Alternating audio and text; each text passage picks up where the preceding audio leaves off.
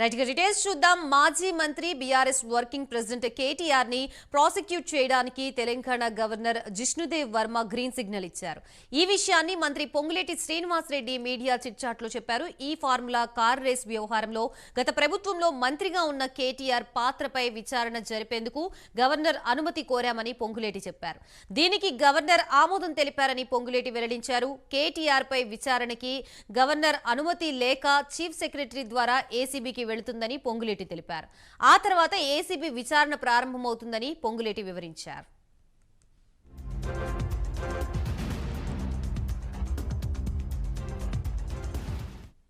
Right, మొత్తంగా ఈ formula race కేసులో విచారణకి గవర్నర్ ఆమోదం తెలిపినట్లుగా తెలుస్తోంది. ప్రస్తుతం ఇదే అంశానికి సంబంధించి మనకి పూర్తి డీటెయిల్స్ అందించడానికి మా ప్రతినిధి చందు సిద్ధంగా ఉన్నారు. చందు, గాయత్రి, ఈ కార్ రేస్ అంశంలో విచారణకు గవర్నర్ నుంచి రాకపోవడానికి లేకపోతే వచ్చింది. ముఖ్యంగా విచారణ చేసుకోవడం జరిగింది. ఈ నేపథ్యంలోనే కొద్దిసేపటి క్రితమే కేబినెట్ సమావేశం ముగిసిన తర్వాత ముఖ్యమంత్రి రేవంత్ రెడ్డి మంత్రులు ప్రత్యేకంగా సమావేశమయ్యారు. ఈ అంశంపై చర్చించారు. గవర్నర్ ఇచ్చారు కాబట్టి గవర్నర్ విచారణ అనుమతి లేక సెక్రటరీ ద్వారా ఏసీబీకి ఈ రోజు లేదా రేపు వెళ్తుంది. ముఖ్యంగా చూసినట్లయితే ఖచ్చితంగా ఇందులో చర్యలు ఉంటాయని మాత్రం ప్రభుత్వం అయితే చెప్తా ఉంది. ఈ కార్ రేస్ అంశానికి సంబంధించి ఏదైతే 2023 సంవత్సరంలో ఈ కార్ రేస్ ను హైదరాబాద్ లో నిర్వహించే క్రమంలో ఎలక్షన్ కోడ్ అమల్లో ఉన్నప్పుడే ఈ యొక్క ట్రాన్సాక్షన్ నడిచింది. దీంట్లో చాలా పెద్ద ఎత్తున మతలబు తోకేస్తుంది. గోల్మాల్ జరిగింది. 55 కోట్ల రూపాయలు డైరెక్ట్ గా ఈ దేశం నుంచి విదేశాలకు వెళ్ళాయని ఆరోపణ అయితే ప్రధానంగా రాష్ట్ర ప్రభుత్వం చేసి కొద్దిసేపటిగా పొంగులేటి శ్రీనివాసరెడ్డి మాట్లాడుతూ మంత్రి బాంబు ఏ బాంబు త్వరలో తేలుతుంది, అరెస్ట్ భయంతోనే ఇంటి దగ్గర కాపలా ఢిల్లీలో ఎందుకు పరుగులు పెడుతున్నారు అంటూ కూడా చెప్పారు. ముఖ్యంగా చూసినట్టు ఈ కారు రేస్ లో జరిగిన అవకతవకపై కేబినెట్ లో పూర్తి స్థాయిలో చర్చించాము. ఈ కారు రేస్ లో వచ్చిన పెట్టుబడుల లెక్క కూడా ఏసీపీ నిగ్గు చేస్తుంది. కేటీఆర్ అరెస్ట్ చేస్తారో నాకు తెలియదు, ఆ చట్టం తన పని తాను చేసుకుంటూ పోతుంది అంటూ కూడా ఆయన మాట్లాడారు. ముఖ్యంగా చూసినట్టయితే ఇప్పుడు ఈ కార్ రేసు అంశం ప్రధానంగా ఆశాధిక మారింది. ఒకవేళ ఈ రోజు నైట్ కనుక ఏదైతే ఏసీబీ అధికారులు నోటీసు కేటీఆర్ ఇస్తే మాత్రం రేపటి నుంచి విచారణ కొనసాగే అవకాశం కనిపిస్తుంది. ఒకవేళ రేపు కనుక నోటీసు ఇస్తే ఖచ్చితంగా ఈ కేసు పెద్ద ఎత్తున దుమారం రేపే రాజకీయంగా దుమారం రేపే అవకాశం అయితే మనకు చాలా స్పష్టంగా అర్థమవుతుంది. ఈ కార్ రేసులో కేటీఆర్ తో పాటు మొత్తం కొంత నలుగురిని విచారణ చేసే అవకాశం కనిపిస్తుంది. ఇందులో ముఖ్యంగా అప్పుడు ఐఏఎస్ ఉన్నటువంటి అరవింద్ కుమార్ కూడా ఇందులో పాత్ర ఉంది. అరవింద్ కుమార్ సంబంధించి విచారణకు సిఎస్ పర్మిషన్ కూడా ఇచ్చిందంటూ కూడా పొంగులేటి శ్రీనివాసరెడ్డి చెప్పారు. ఎందుకంటే రాజకీయ నాయకులు ఒక ప్రజాప్రతినిధిని అరెస్ట్ విచారణ జరపాలంటే మాత్రం ఖచ్చితంగా ఇది గవర్నర్ అనుమతి ఇవ్వాలి. అదేవిధంగా అధికారులకు విచారణ జరపాలంటే మాత్రం సిఎస్ అనుమతి ఇవ్వాల్సి ఉంటుంది. కాబట్టి ఖచ్చితంగా ఇప్పటికీ అరవింద్ కుమార్ సంబంధించి క్లియరెన్స్ వచ్చింది. మొత్తం నలుగురు విచారణ ఎదుర్కోవాల్సి ఉంటుందంటూ కూడా మంత్రి చెప్పారు. ముఖ్యంగా స్వదేశీ డబ్బులు విదేశాలకు పంపితే కొన్ని నిబంధనలు పాటించాలి. ముఖ్యంగా ఆర్బీఐ అనుమతి కూడా ఉంటుంది. అగ్రిమెంట్ అయితేనే నిధులు ఇవ్వాలి. అగ్రిమెంట్ కాకముందే వీళ్ళని ఫండ్స్ ట్రాన్స్ఫర్ చేశారు. ఆ తర్వాత 18 రోజులకు అగ్రిమెంట్ చేస్తున్నారు. ఇదే ప్రధానంగా ఆరోపణ. కాబట్టి విచారణ చేస్తే నిజాలు అన్ని కూడా బయటకు వస్తాయి. ఖచ్చితంగా అది చాలా పెద్ద ఎత్తున ఇందులో డబ్బులు చేతులు మారాయంటే కూడా మంత్రి పొంగులేటి శ్రీనివాసరెడ్డి స్పష్టం చేసిన నేపథ్యంలో అయితే 55 కోట్లే కాదు, ఇందులో చాలా పెద్ద ఎత్తున జరిగింది. దీని ద్వారా లబ్ధి జరిగింది కేటీఆర్ అనేది ప్రధానంగా ప్రభుత్వం చేసినటువంటి ఆరోపణ.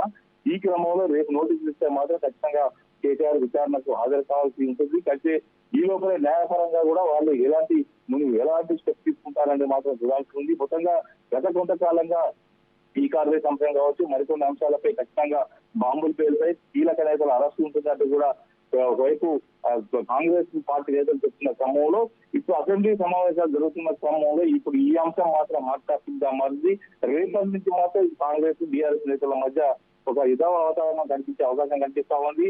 ఎందుకంటే అసెంబ్లీ జరుగుతున్న క్రమంలో ఒకవేళ కేటీఆర్ విచారణ పిలిస్తే మాత్రం అటు కొంత బీఆర్ఎస్ శ్రేణులు కూడా అప్రమత్తమైన అవకాశం కనిపిస్తా ఉంది. మొత్తంగా చూసినట్లయితే రెండు పార్టీల మధ్య ఈ కాంగ్రెస్ దుమారం అయితే రేపబోతున్నట్లుగా మనకు తెలుస్తా ఉంది. Gayatri, right, thank you for the update Chandu. Right, ఇదే అంశానికి సంబంధించి మనకి పూర్తి వివరాలు అందించడానికి మా తెలంగాణ ఇన్పుట్ ఎడిటర్ రాజేందర్ సిద్ధంగా ఉన్నారు. రాజేందర్, చెప్పండి, మొత్తంగా ఈ ఫార్ములా ఈ కేసు వ్యవహారానికి సంబంధించి కేటీఆర్ కి విచారణకి ఆమోదం తెలిపినట్లుగా తెలుస్తోంది. దీనికి సంబంధించి పూర్తి డీటెయిల్స్ ఏంటి? పొంగులేటి వ్యాఖ్యల్ని ఏ విధంగా చూడొచ్చు?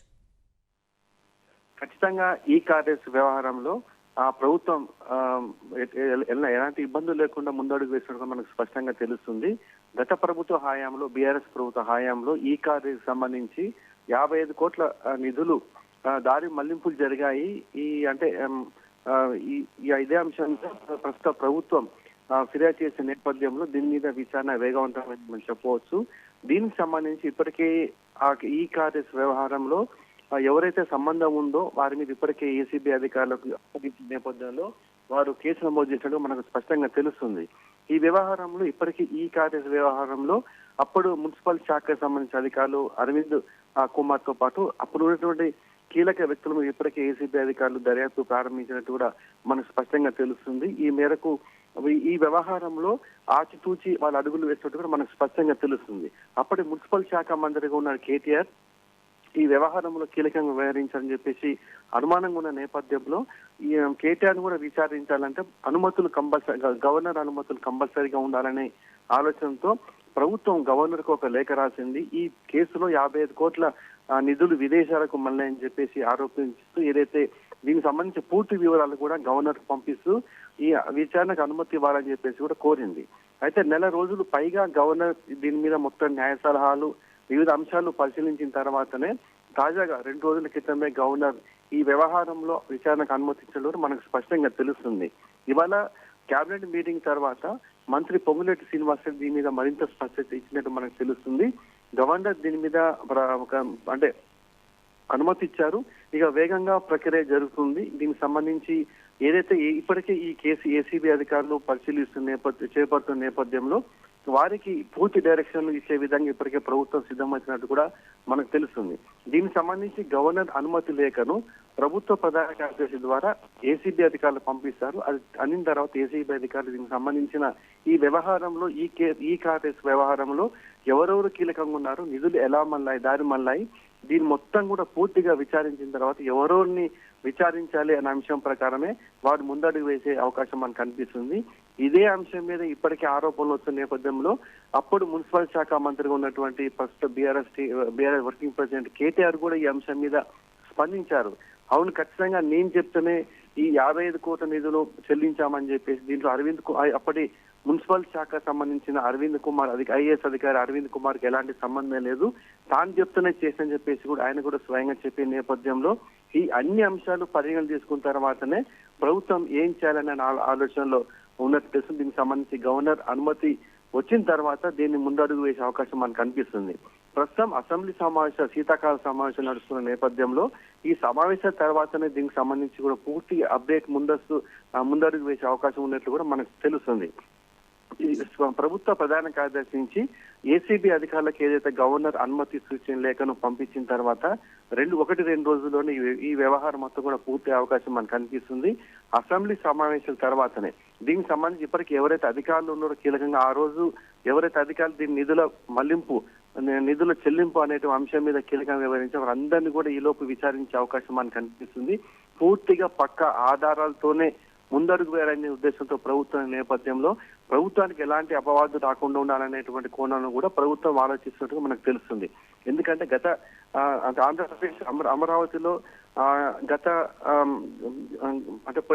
లాస్ట్ ఇయర్ జరిగినటువంటి వ్యవహారంలో అప్పటి మాజీ ముఖ్యమంత్రి చంద్రబాబు నాయుడు అరెస్ట్ వ్యవహారంలో జరిగిన తప్పుదాలు జరగకుండా ముందస్తుగా ఎలాంటి ఇబ్బందులు జరగకుండా కేటీఆర్ని విచారించాలంటే ఈ ఖచ్చితంగా ప్రభుత్వ పరంగా అన్ని చర్యలు కూడా తీసుకోబడుతుంది. దీన్ని అయితే ఏసీబీ అధికారులకు ప్రభుత్వ ప్రధాన కార్యదర్శి లేఖ అందిన తర్వాతనే కేటీఆర్ని విచారించే అవకాశం మనకు కనిపిస్తుంది. విచారణకు పిలిచి దీనికి సంబంధించి పక్క ఆధారాలు లభించిన తర్వాతనే అరెస్ట్ చేస్తారా, లేకపోతే 41C ఈ నోటీస్ ఇచ్చిన తర్వాత చేస్తారా? ఏసీబీ అధికారులు ఈ వ్యవహారంలో నిధుల మళ్లింపు వ్యవహారంలో ఏ విధంగా ముందడుగు వేస్తుందని మాత్రం సర్వత్రా ఉత్కంఠ నెలకొందని మనం చెప్పవచ్చు. Gayatri. Right, thank you Rajender.